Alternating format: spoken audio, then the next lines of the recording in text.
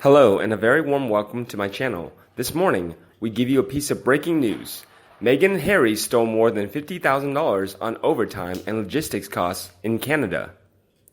Today, Globe Canada reported the Canadian Taxpayers Federation has discovered the Royal Canadian Mounted Police spent more than $50,000 on overtime and logistic costs to provide security for Meghan Markle and Prince Harry during their recent stay in British Columbia. The Duke and Duchess of Sussex had been living in Canada after announcing their departure from their duties as senior members of the royal family. Documents obtained through an access to information request showed the total price tag adds up to $56,384 for their stay from January 18, 2019 and January 19, 2020. The figure does not include salaries or any overtime costs after January 19th. They had seemingly set up camp on Vancouver Island, and it was previously believed they would permanently settle down in this country. However, they turned all over with the trick when they are now believed to be living in Los Angeles. Aaron Woodrick, the Federation's federal director, said in a release, "For months, the Trudeau government refused to even acknowledge Canadian taxpayers who were on the hook for Harry and Meghan's security costs. Now we know the answer is yes, to the tune of at least $50,000. More than 80,000 people signed a petition online launched in January asking the Prime Minister not to use taxpayers' money to cover security bills for the famous couple. A viewer angry and said they forgot to say thank you when they left that night.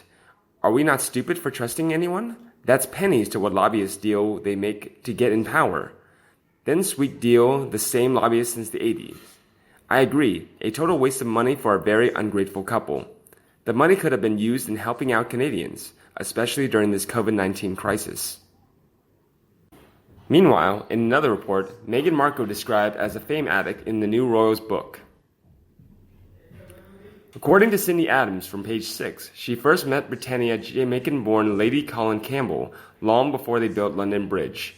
They've also visited one another when she did books on Princess Diana. She said, "Georgie, we call her, lives in assorted castles, knows everyone who's someone in London, and writes about no one who's just any."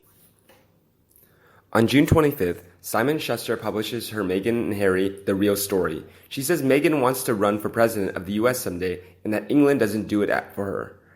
She describes her as an operator, a fame addict, who's had a series of men. Cindy revealed, page 261 states that Meghan's whole life is an act. Harry was desperate to meet someone. He's not the swiftest, he's a prop. Page 217 calls him pathetic. She added, "I know that this book's been through more layers of lawyers than Harvey Weinstein. Still, you should hold it wearing gloves." Reporter continues shared, Lady Colin Campbell knows from the scandals. She's bounced through a few in her colorful life. She told me on the phone, "I know the lot, the royals, the courtiers, their friends. I've attended their parties, been to their homes, and I've taken care to be positive and even-handed, although Meghan's thrown the whole British family under the bus." Also from her ladyship's mouth, which is as tart as her pen, this person is no more suited to royal life than Angelina Jolie would be to competitive boxing. She has inflated herself beyond natural entitlement. Since she always wanted to be a star, she has this propensity for exaggeration. As for Harry, he should have been instructive. This nonsense that she didn't at first know so much about him. I mean, please. She looked him up in books, and she pats him like, "Good boy." She even answers for him. Campbell also writes that Mrs. Harry planned financial deals for herself from the beginning. She went into the marriage intending to embark on commercial enterprises. That's something forbidden to the royals. Meanwhile, CCN.com reported that when the going gets tough, Meghan Markle gets going. What a time to be Meghan Markle's BFF Jessica Mulroney.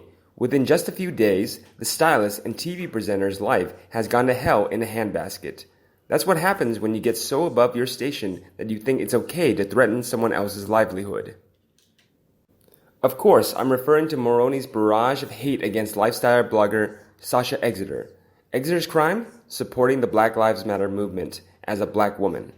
Though no fault of Exeter's own, Mulroney supposedly took the post as an indirect dig at her. What came next was a special kind of diarrhea of the mouth reserved for overpaid Z-listers. According to Exeter, Mulroney went in hard. You think your voice matters. Well, it only matters if you express it with kindness and without shaming people who are simply trying to learn. If only Jessica knew that hitting that send button would end up costing her entire career. Now, she's hiding in her Toronto home trying to pick up the pieces of a life that she blew up with her ignorance.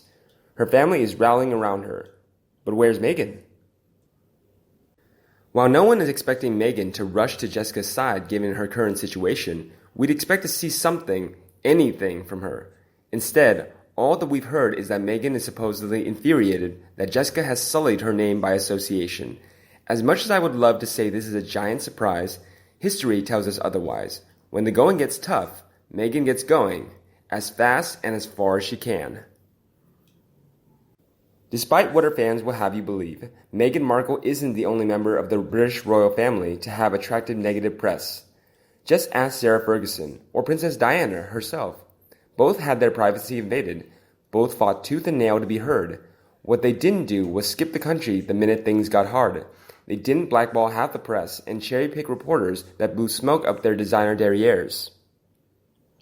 But Meghan, the runaway duchess, took Harry by the wedding ring and ran away to a country easily manipulated by glitz and glamour. What better place to push her power-hungry agenda than Los Angeles, the city built on smoke and mirrors? Let's not forget that the moment things became tense with Meghan's father, Markle cut him out of her life like a rotting limb. There's one thing that Meg can do better than anything else. Spoiler alert, it's not acting. Over the past few years, Machiavellian Meg has proved herself to be a shrewd tactician. Every move she has made, from marrying Harry to having Archie, is calculated, planned, and devious. Up until now, Jessica Maroney probably thought she was on the inside track to success as Meghan's right-hand gal. Now, she's going to get a taste of what everyone else has been seeing all along. Meghan is never going to defend Jessica. She's far too concerned building her inner circle of Kool-Aid drinking wannabes. This is a woman who fantasizes about being a Hollywood star when she can't even pay her rent. She pretends to be strong when she's knee-deep in cowardice. As for her friends, she lines them up and knocks them down. Jessica doesn't have anything to offer Meghan but bad press. The only question is, who's next? However, many have tried to compare Meghan with Harry's deceased mother, Princess Diana. But one fan analyzed in great detail on this issue. We will discuss it now. This fan said, no. For one thing, Princess Diana and Meghan Markle are not in the same category. Diana was a beloved icon the world over, and people could not get enough of her beauty and good works. I miss her still. As I've only stated, Diana may have been the only one who could prevent Harry's toxic and ill-considered marriage to Markle. Most people do not like or respect Meghan Markle. Harry made a bad choice, and he cannot expect people to accept the unacceptable and defend the indefensible. Meghan's character and motivation have been exposed, and it is not pretty. It appears that he doesn't mind being lied to and used, but most self-respecting folks will not stand for it. Meghan married Harry to give herself a promotion in life and to pilfer the royal shoppers. Nobody owes her anything. I, for one, defended her when an exchange student I hosted remarked that she had all the characteristics of a sociopath. I've thought back to that conversation many times. I've looked at photos of Meghan in a variety of settings and followed her travel itinerary since Archie's birth.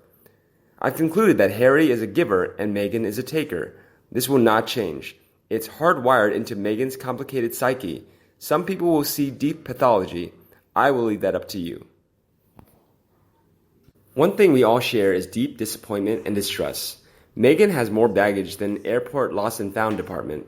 From all accounts, her character is extremely compromised. She has been caught lying and spends shamelessly, especially considering her philanthropic brand. Meghan has defined who she is. She loves attention, and she's certainly getting her fill. Until Harry can grow up and stop making comments like, what Meghan wants, Meghan gets. The two of them will look like overgrown and spoiled juveniles. Meghan has broken her father's heart, and she has been held accountable in the media.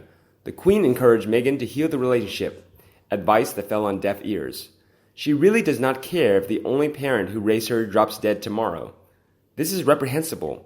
I am a divorced parent as well.